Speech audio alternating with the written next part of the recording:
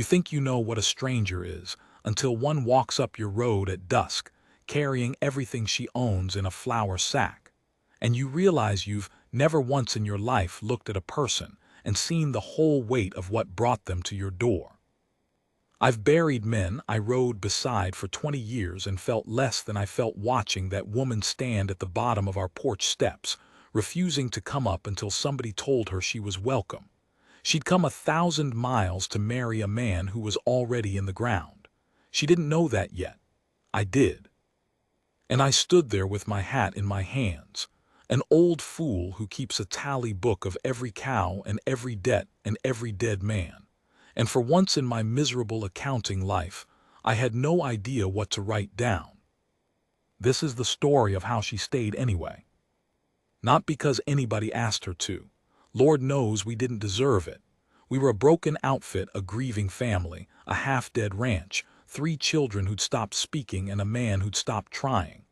She walked into the middle of all that wreckage looking for a husband, and what she found was something nobody puts in a marriage advertisement.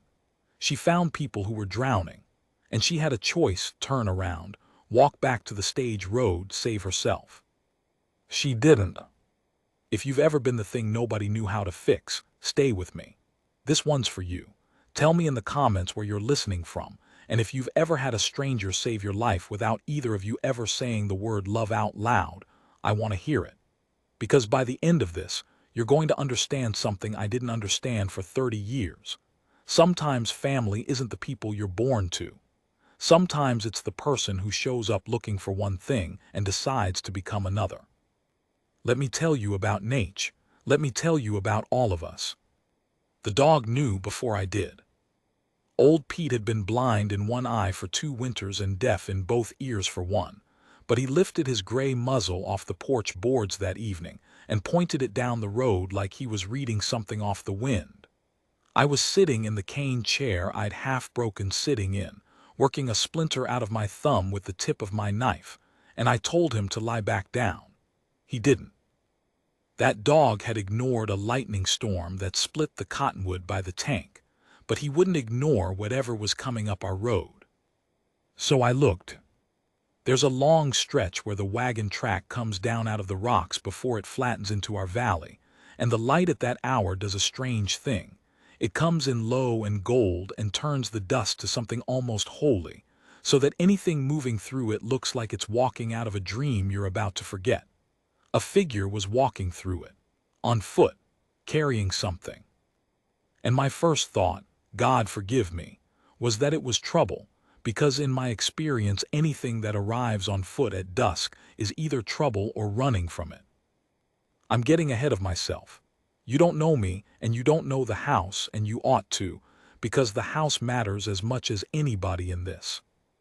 My name's Elias Crane. I was 53 that year, though my knees had been claiming 60 for a while. I'd worked the Vesper Ranch, the VB, for Vesper Brennan, though there hadn't been a Vesper alive since before the war most of my grown life. I'm the kind of man who keeps a tally book. Always have been. Cows, fence wire, the days till the bank note came due, who owed who what. My daddy taught me numbers don't lie even when men do, and I took it too far, the way a man does with the one thing his father gave him that wasn't a fist. I had pages on everything. I'll tell you the truth. I had a page where I'd started 3 weeks before that evening, keeping count of how many words the children said in a day. The count was usually 0. That's how bad things had gotten. A grown man tallying silence. The man I worked for was Thomas Brennan. Tom, 38 years old and aging in dog years that spring.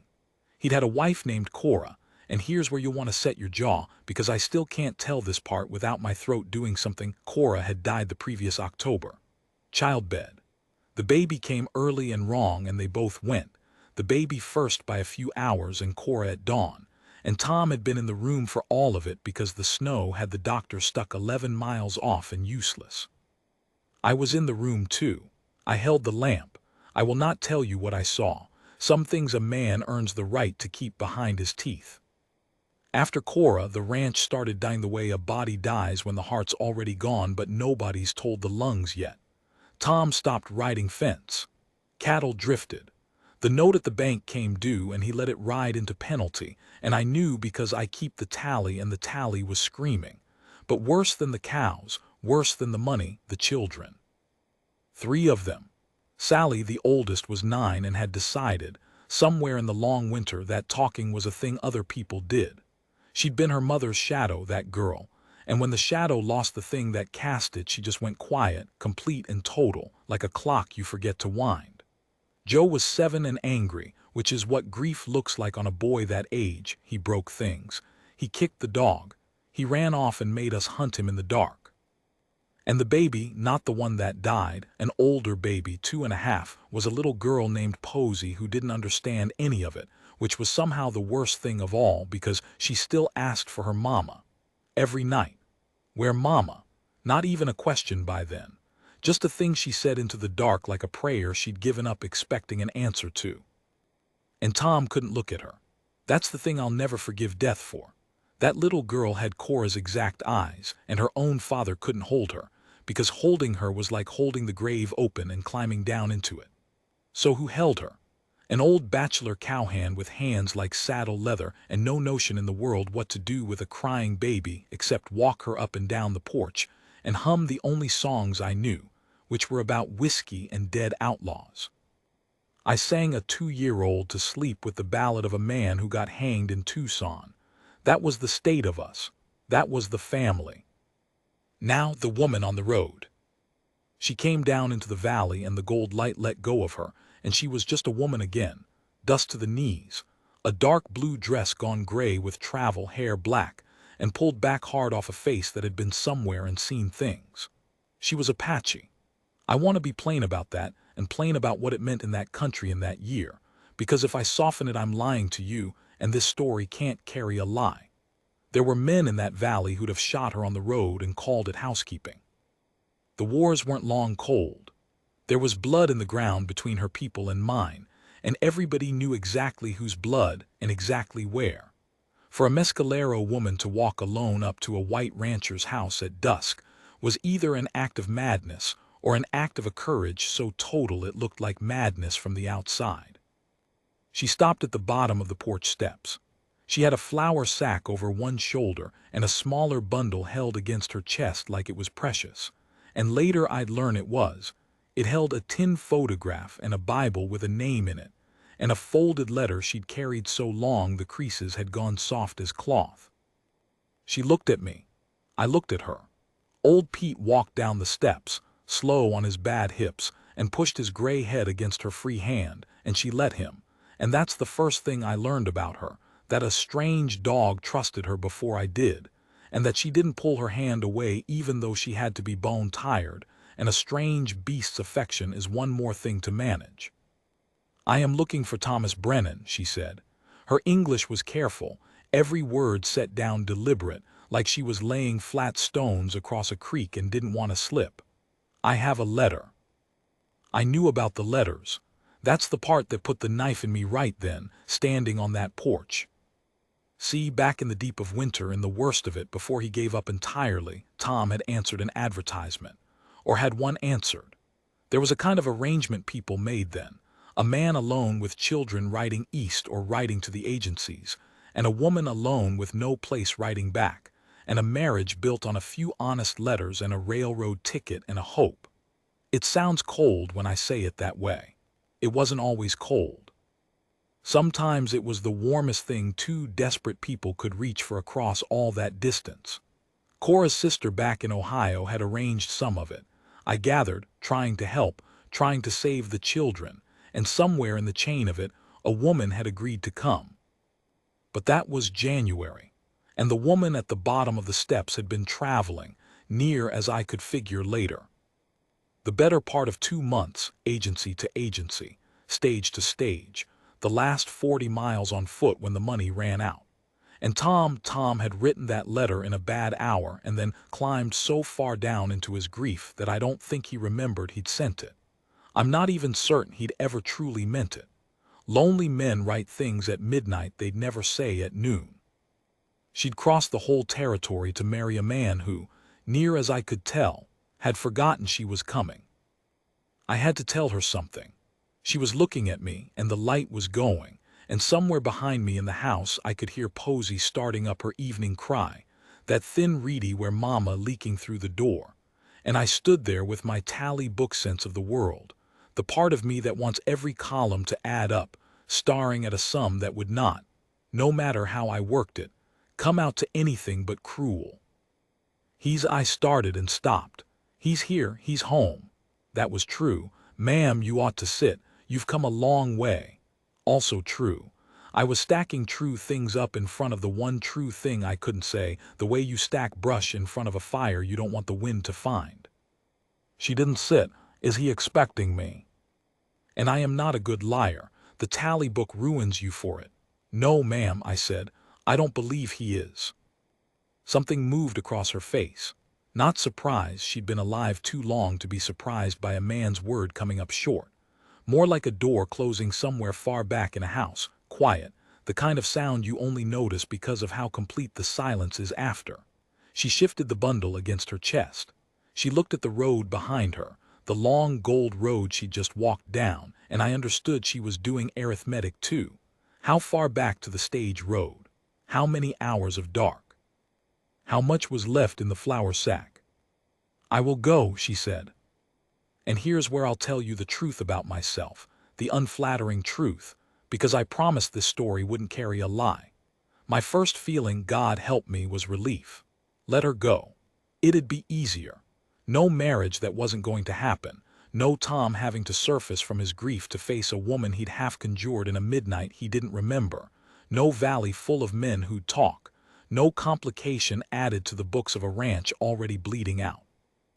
Let her walk back up the gold road and out of our lives, and let me get back to my accounting of slow ruin. That was my first feeling. I'm 53 years older than that man now, in spirit if not in years, and I'm ashamed of him, and I keep him in the story because you should know that the people who do right don't always start out wanting to. What stopped me wasn't me, it was Posy. The crying behind the door climbed the way it did, into the part that wasn't crying anymore but something rower, and the woman at the bottom of the steps went still as a deer. She tilted her head toward the sound, and I watched her whole body change.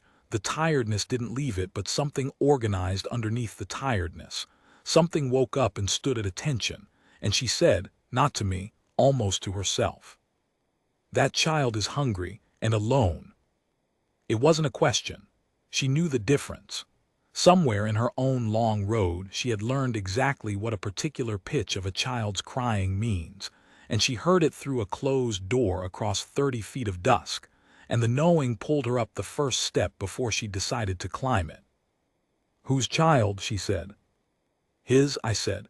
"Thomas's. There's 3. Their mother." I stopped. I made myself say it because she had crossed a territory and earned the truth. "Their mother died in the fall. The man you came to marry, ma'am, he's not in a state to marry anybody. He's barely in a state to be alive. I won't dress it up. You walked into a house of grief, and there's no husband in it.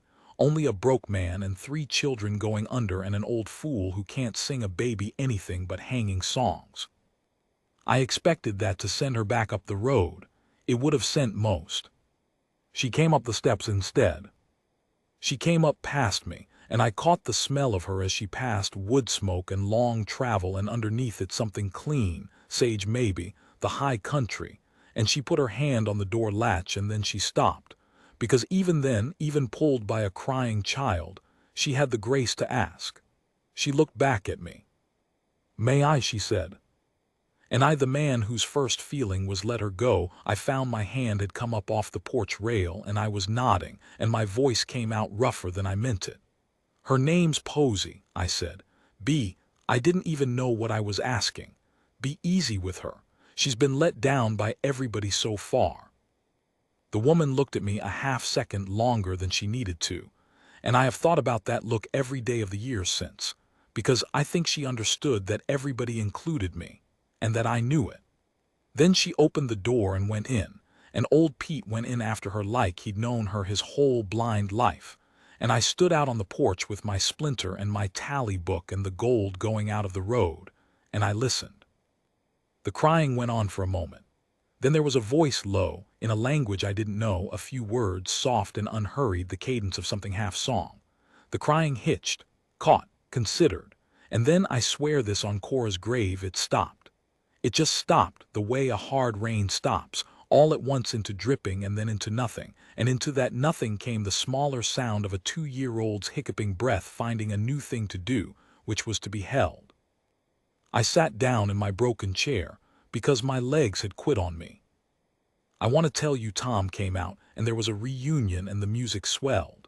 It didn't go like that. Tom didn't even know she was in the house till the next morning, because Tom by then slept the way the grief-sick sleep, hard and far down and angry to be woken, and I didn't have the heart to drag him up out of it to meet a problem I couldn't explain. So that first night it was just her and the children and a blind dog and an old man on a porch. I'll tell you what she did, because what a person does in the first hour tells you more than what they say in a year. She found the kitchen.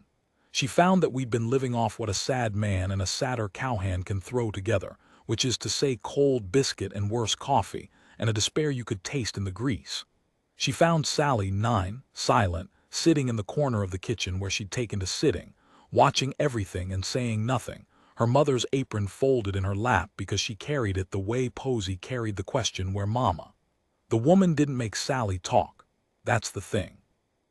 A lesser person walks into a quiet child and starts pulling at the quiet like a stuck nail. She just included her, set a cup down by her, worked around her, let the girl watch. And once, reaching past her for the salt, she put a hand for a moment on Sally's head, like the way you'd touch something you weren't sure was allowed to be touched, and Sally didn't pull away, and the woman didn't make anything of it, just kept working. She got food into all 3 of them. Real food. She'd made do with what was in the larder and what was in her own flour sack, which I later learned was the last of her travel provisions, the food that was supposed to get her back to the stage road if this all went wrong. She fed our children with the supplies that were her own safe passage out. I didn't understand the size of that until later, when I knew her better and knew what it meant that she'd spent her escape on 3 strangers' children in the first hour, before anyone had promised her a single thing. Joe, the angry one, the 7-year-old, tested her, of course.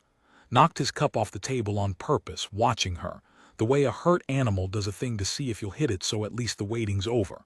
The cup broke. We didn't have many. I started up out of habit to scold him, and she lifted one hand, not at me, just a small weight, and she looked at Joe, and she said something I'll never forget. She said, "You are not the first angry person I have fed. You will not be the last. Sit down. The food does not care if you are angry." And Joe, who'd run from me into the dark a half-dozen times that month, who I'd chased and cursed and once hauled back over my saddle like a sack of grain while he kicked me bloody, Joe sat down and ate. And when he was done he said, quiet, not looking at her, "What's your name?"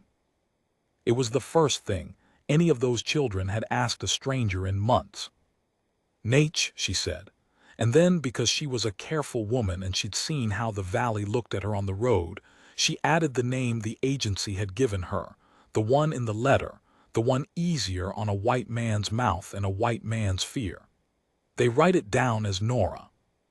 "I'm gonna call you Nate," Joe said, defiant, like even his agreeing had to come out swinging. "That is my name," she said, "so you will be right." I was in the doorway by then. I'd come in off the porch when the quiet got too big to sit in alone. And I watched this stranger, this woman who'd crossed a territory to marry a ghost, sit at our broke table with our broken children in the lamplight. And I watched her be the only whole thing in the room. And the tally book part of my brain, the part that's always running, always counting, went very quiet for the first time in a long time. Because there are some things that don't go in columns. There's no page for what she was doing. There's no number for it. Later, much later, when the children were down, she'd put Posey to sleep, and Sally on a pallet near the baby because Sally wouldn't be parted from her, and Joe in the loft after he'd glared a while longer to keep his pride. Nate came out onto the porch where I'd retreated. She stood at the rail. The stars were the whole desert sky's worth, the kind of stars that make a man feel rightly small. She'd taken her hair down and it changed her face, made her younger and tired her both. "He will not marry me," she said, not asking, sorting. "No," I said, "I don't reckon he will. I'm sorry. You came a long way for nothing." She was quiet a while. An owl went over low, the white belly of it catching starlight. "Not for nothing," she said. I didn't understand her. I thought she meant the meal, the night's shelter, some small thing salvaged. I said something stupid, something about how she could stay till the next stage and we'd find money for her passage on somewhere, anywhere, that we owed her that much. I was already, you see, doing the math to make her leaving square. Old Elias and his books. She turned and looked at me, and even in the dark I could see she'd heard exactly what I was doing. "You want to send me away," she said. There was no anger in it. That's what made it land like a slap. "You looked at me on the road and you wanted me to keep walking. I saw it." I could have lied. I'd lied to her once already that evening, by stacking true things in front of the truth. But I was tired and she'd fed our children with her own escape, and a man owes a thing like that the truth. "Yes," I said, "I'm ashamed of it, but yes." She nodded slow, like I'd confirmed something she already knew about the world, and was only mildly disappointed to find true again. "And now," she said. And there I stopped, because now I'd heard a crying child go quiet at the sound of her voice. Now I'd seen a silent girl not pull away from her hand. Now I'd watched the angriest boy in the territory ask a stranger her name. Now the column had different numbers in it. I'm a man who believes the numbers when they change. I changed. "Now I'd be a fool to want you gone," I said. "But I won't keep you here under false pretense. There's no marriage. There's no money to speak of. The bank likely takes this place by fall. You'd be staying on to a sinking ship full of other people's grief, and there's not a soul in this valley would understand why an Apache woman would do such a thing, and some of them would make you pay for it. I won't dress that up either. You'd be safer on the stage." She looked out at the dark a long time. When she finally spoke, her voice had something underneath it I hadn't heard yet, a current under the careful flat stones of her English, and I realized she'd been deciding whether to let me see it. "I have been safe," she said. "Safe is a place where no one needs you. I have been there." She turned the soft creased letter over in her hands, the letter from a man who'd forgotten he wrote it. "I did not cross the territory to be safe. I crossed it to be needed by someone. I thought it would be a husband." She tipped her head back toward the dark house, toward the sleeping children, toward Posey who'd cried where Mama into the dark for months, and tonight for the first time had not. "It is not a husband." She folded the letter and put it away, and I understood she was putting away more than paper. "I will stay," she said, "until I am not needed. That will be a long time, I think." I didn't have a tally column for that either. I still don't. That was the first night. Old Pete slept against her feet, and somewhere in the small hours I heard through the wall faint Sally's voice, the silent girl, just a few words to Nate in the dark, too low for me to catch, but a voice, the first in weeks. I got up and put it in my book, not the silence count, a new page. I wrote Day 1, Sally spoke. And under it, because I'm a fool and an accountant and a man who just watched the math of his whole sad world get rewritten by a stranger at the bottom of his steps, I wrote one more thing, and then I sat in the dark and was not ashamed of it. I wrote she stayed. Tom found out there was a woman in his house, the way a man finds out the river's risen, by stepping in it. He came down at dawn, gray-faced and unshaved, drawn by the one thing that'll pull a grief-drowned man up out of the deep, the smell of real coffee and frying meat, food made by hands that knew how. He stood in the kitchen doorway in his sock feet, and there was Nate at his dead wife's stove, and there were his 3 children at the table, eating, the all of them, Posey banging a spoon, Joe actually saying words, and Tom Brennan looked like a man who'd walked into the wrong life. Or maybe back into the right one, after a long time gone, and couldn't bear the brightness of it. "Who?" he said, just that. His voice had gone to gravel from disuse. I'd been dreading this. I came in from the yard fast, ready to step between them, ready to explain, ready to apologize, ready to do whatever a foreman does when the world's gone sideways before the coffee's even poured. But Nate set down the pan and turned around and faced him square, the way she'd faced me on the road, and she did the thing I'd been too much of a coward to do the night before. She told him plain.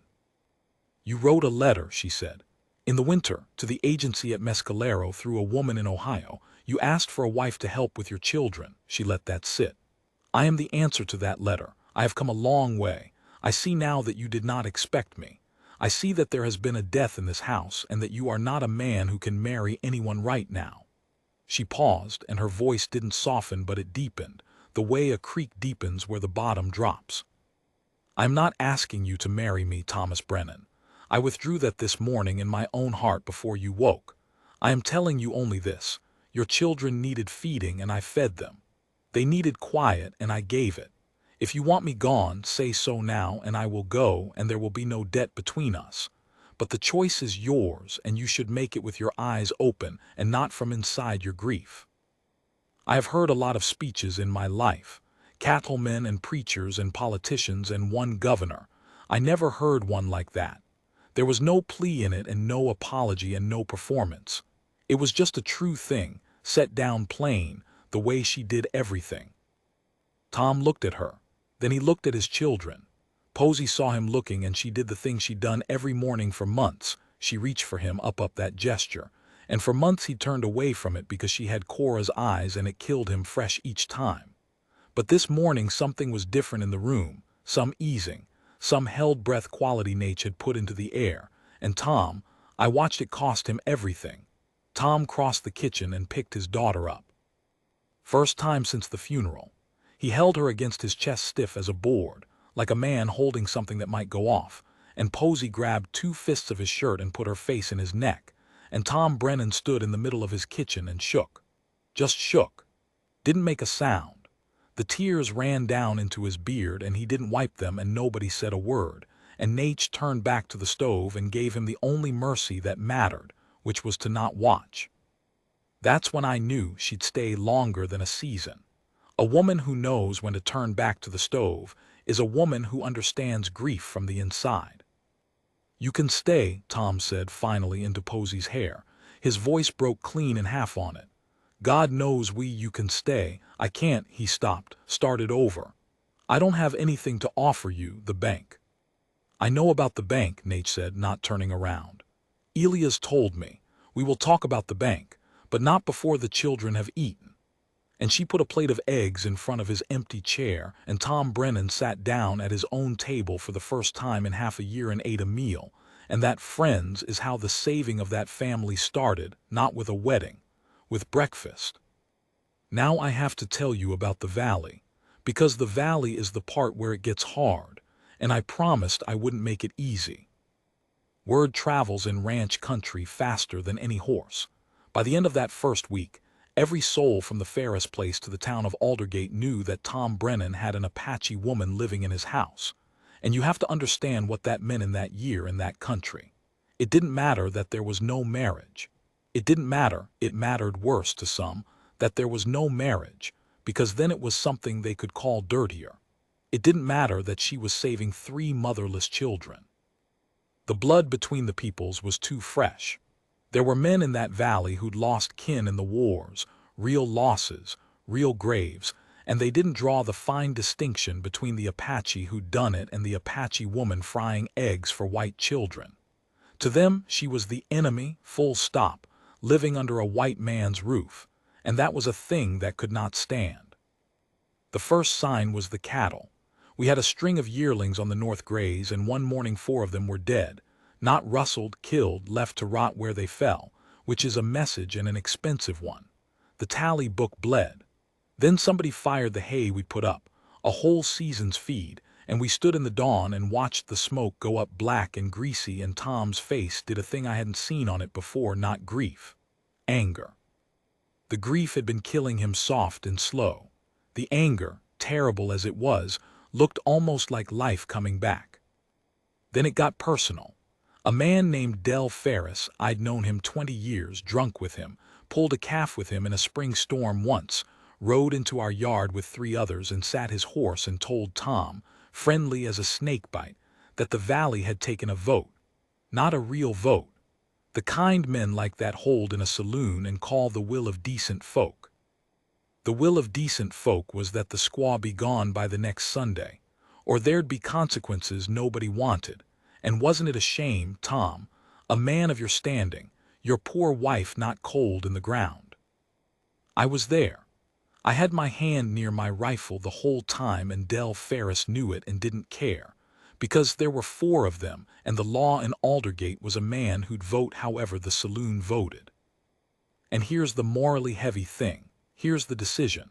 Because Tom Brennan stood in his own yard with his hay still smoking behind him and his children watching from the window, and he had a choice. And it was a real choice, not a storybook one.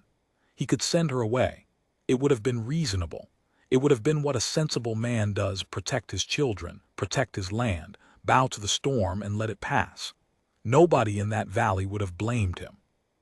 Half of them would have welcomed him back like a prodigal, and his children would be alive and his land unburned, and the only cost would be a woman he didn't owe anything to, a woman who'd shown up unasked, a woman who herself had said there was no debt between them. The numbers said send her away. I'm the man who believes the numbers. And I'll tell you, standing there with my hand on my rifle, part of me was begging him in my head to do the sensible thing, because I didn't want to die in that yard over it, and I was afraid, plain afraid, the way you get at 53 when you've finally got something to lose. Tom looked at Del Ferris a long time. Then he looked back at the house, at the window, where Sally's face was, Sally, who'd started talking again, who Nate had coaxed back word by word over 2 weeks like gentling a wild thing. Sally who'd that very morning laughed, actually laughed, the first laugh out of that child since October, at something Nate said, and the sound of it had gone through that whole sad house like the first warm wind of spring. And Tom said, quiet, but every man there heard it, she's not going anywhere.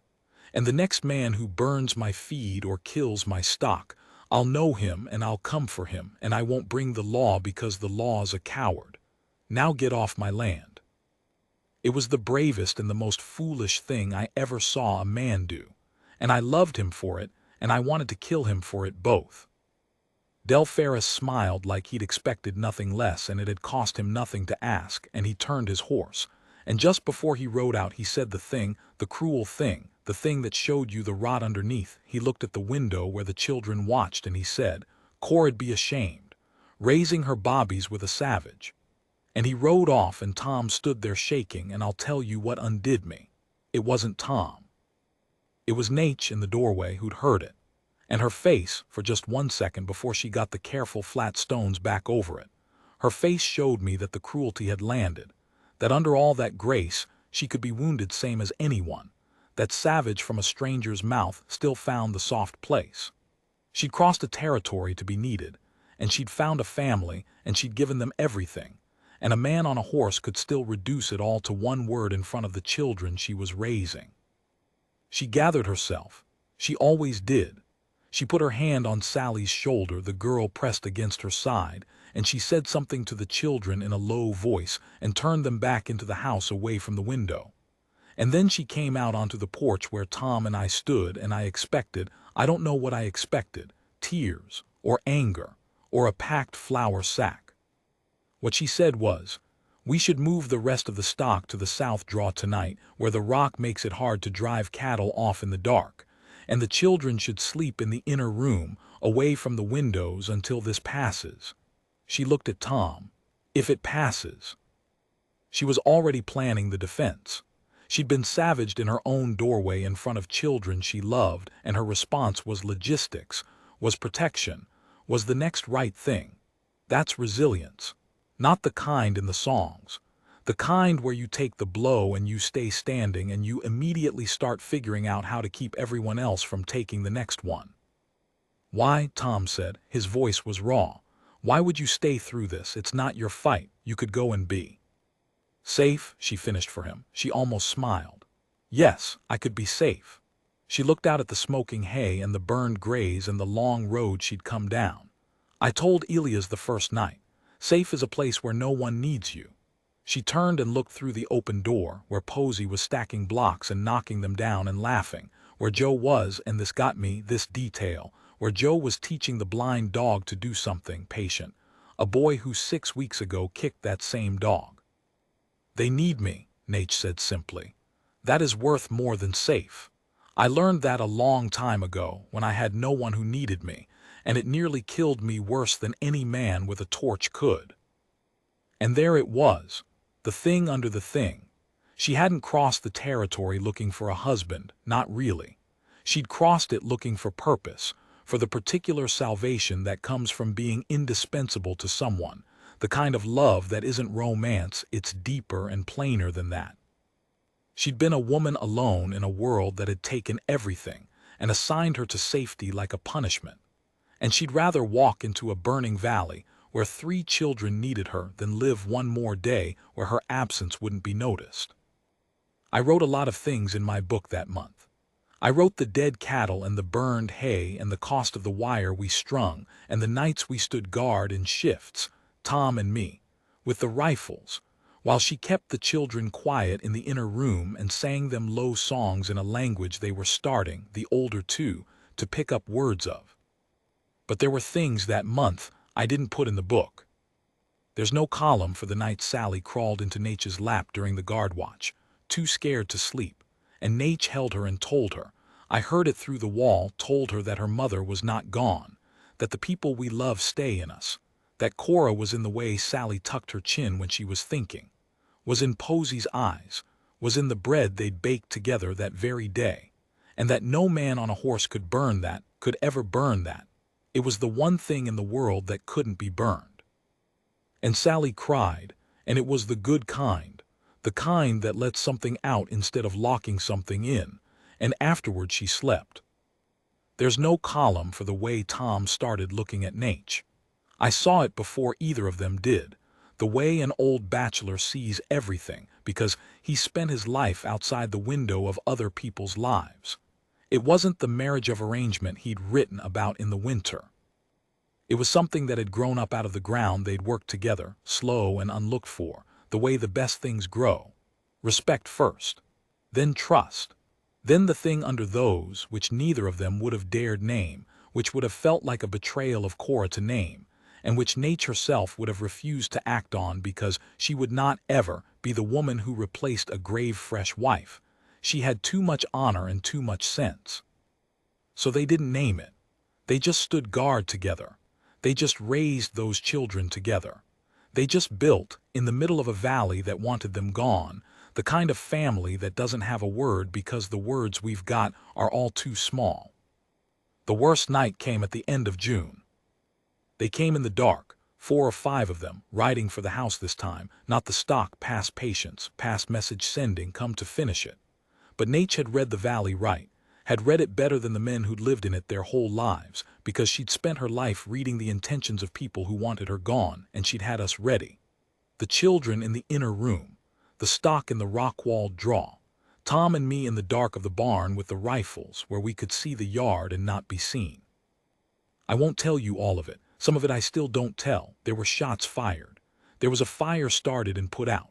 There was a long terrible while in the dark where I thought we were going to die, all of us, and I lay in the barn straw with my heart going like a trapped bird, and I thought, this is what it costs, this is the price of the thing she gave us, and it's too high, nothing's worth this. And then I heard from the house Nate's voice, singing, loud, on purpose. Singing to the children over the gunfire so they wouldn't hear the gunfire, so that whatever happened in that yard, the last thing those bobbies heard would be her voice, and not the sound of men trying to murder their family. Singing into the dark the way she'd hushed Posey the first night. And something in me went cold and hard and clear, and I stopped being afraid and I aimed. We held. That's all I'll say tonight. We held, and they didn't, and they rode off in the dark, leaving one of their hats and a great deal of their courage behind, and the sun came up on a yard full of spent brass and a family still alive in it. And in the gray dawn, Tom came out of the barn and crossed the yard to the house, walking like an old man, and Nate came out onto the porch with Posey on her hip, and they stopped a few feet apart and they looked at each other, and nobody said the thing. They never did say the thing, those two. Not out loud. Not that I ever heard, and I heard near everything. But Tom reached out and he touched Posey's hair, his daughter on the hip of the woman who'd saved her, and his hand was shaking and so was the rest of him, and Nate put her free hand over his on the child's head, just for a second, just long enough, and that was the thing. That was the wedding, if you want to call it one. No preacher. No license the valley would have signed. Just two broken people and a baby and a hand over hand in the gray light after the worst night of their lives. I went and got my book. I'm an accountant to the bone, even at the end of the world. But I didn't write the cattle that died, or the count of the brass in the yard, or the dollars the burned hay had cost, or any of the things a tally book is for. I wrote we held. And under it some columns don't add up, they just hold. The valley didn't surrender. Let me be honest, because I've been honest this whole way and I won't quit on the home stretch. People like Del Ferris don't change their hearts in a single bad night.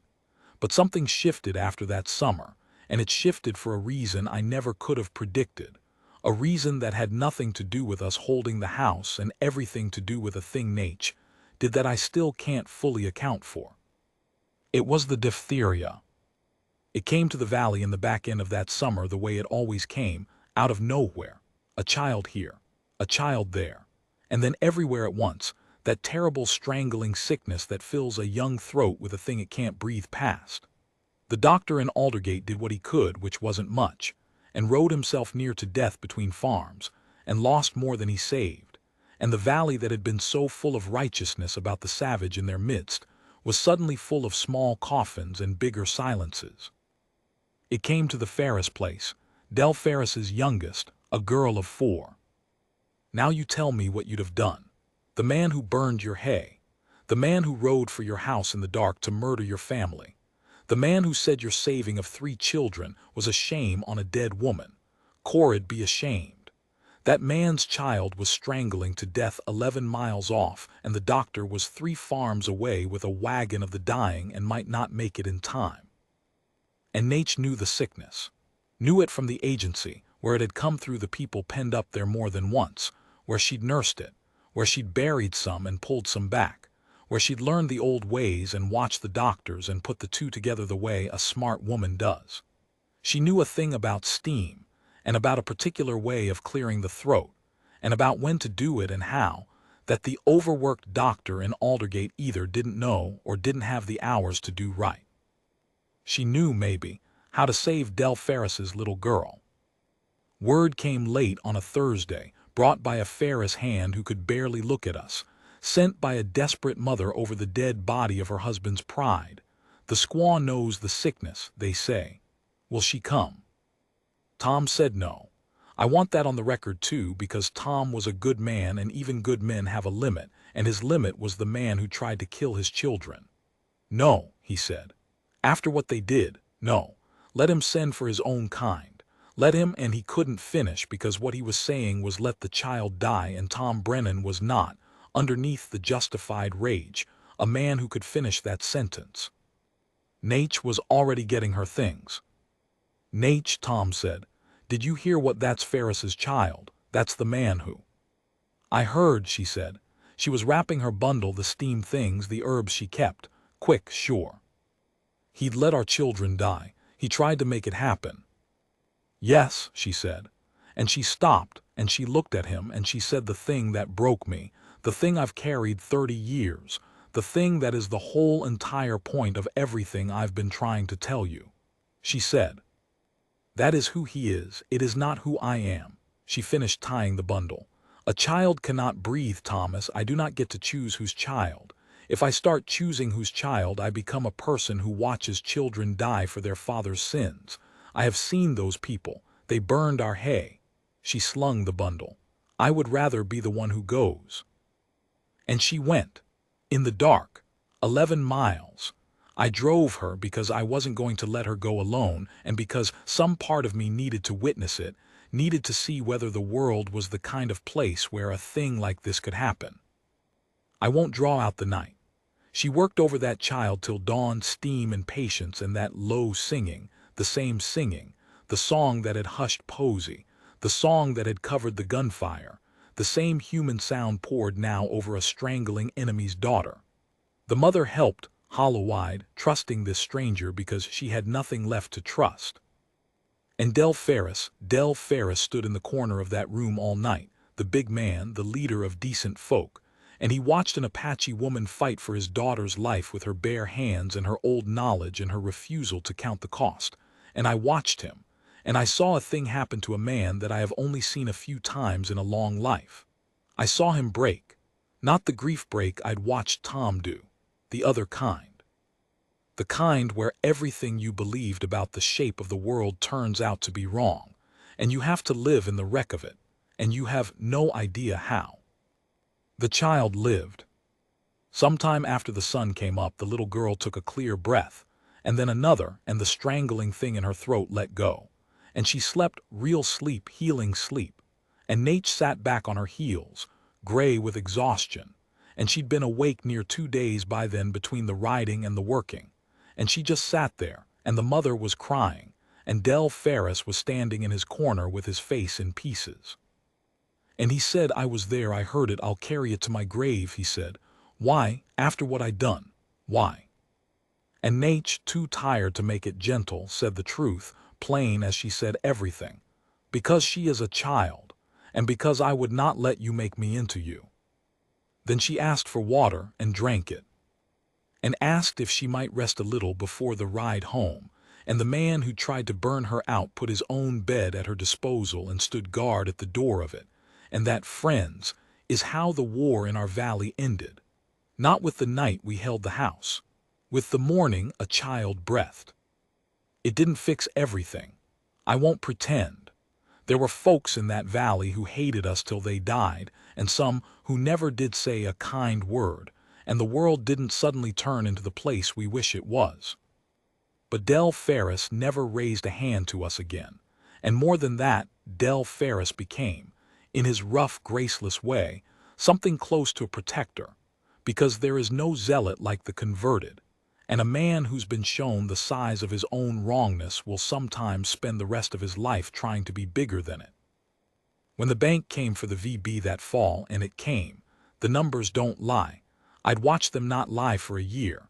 It was Del Ferris, of all the souls on God's earth, who organized the neighbors who'd come around, and they bought the note between them, and they let Tom work it off slow, and they did it because of a child who could breathe and a woman who'd known the difference between who someone is and who she was. The ranch held, the family held. And Tom and Nate, I'll tell you because you've come this far and you deserve the truth and not a tidy bow. They never had the wedding the letter had promised.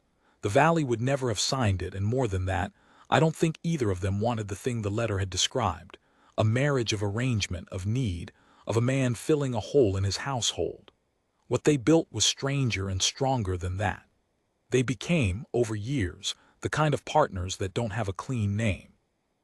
She had her own room till the end of her days, and her own ways, and she never stopped being Nate and becoming Nora for nobody. But she raised those 3 children to grown, and she was the one Sally came to when Sally had her own first child, and she was the one who walked Joe to the edge of the property the day he left to make his own way and stood there till he was out of sight, and she was the one Posy called Mother Posy, who'd cried where Mama into the dark, grew up, and the only mother she ever truly remembered was the woman who'd come up the steps that first night and heard a hungry child through a closed door. Cora was never replaced. That's important. Nate made sure of it, kept Cora's name in the house, told the children about a mother the youngest 2 couldn't remember, hung the tin photograph where they'd see it. She didn't fill the hole. She did something harder and rarer. She built something new beside it and let the hole stay a hole, because she understood that grief and love can live in the same house. In fact, they must, because they're the same thing wearing different faces. I'm an old man now. The VB's long gone to other hands, and Tom's in the ground beside Cora like he always wanted. And Nate went last winter, 80-some years old, in her own bed, with Posy holding one hand and Sally's grandchildren in the room. And Joe rode 3 days through snow to be there and made it by an hour, which is the most Joe thing in the world, defiant to the last, refusing to be too late. I sat with her near the end. We were the last two who remembered the first night, her and me. And I asked her the thing I'd wondered for 30 years. I asked her if she ever regretted it. Coming all that way for a husband and finding instead a burning valley and a broke ranch and a family that nearly got her killed.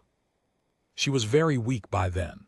But she looked at me, and there was the old steadiness in it, the careful flat stones laid across the creek. I came looking for a husband, she said. I thought that was the thing that would make someone need me. She breathed a while. I was wrong about the husband. Another breath. I was not wrong about the need. And then she said the last thing she ever said to me, and I'm going to give it to you exactly. And then I'm going to stop, because some things you don't explain, you just set them down and let them be true. She said, "Tell them I found it, Elias, I found the family. It was not the one I came for." She smiled, just barely. It was better. It was the one that needed me. I keep a tally book still. Old habits. There's not much to count anymore, a man my age. The columns get short. But I keep one page that isn't numbers. I started it the first night in the dark after I heard a silent girl speak through a wall. The first line says, "Day 1, Sally spoke." The next says she stayed. And the last line, the one I wrote in a cold room last winter with my hand not as steady as it was, the one that closes a book a stranger walked into 30 years ago looking for one thing and giving us another. The last line just says her name. That's all. I trust you to know the rest of what it means. She'd have wanted it that way. She never did like a thing over-explained.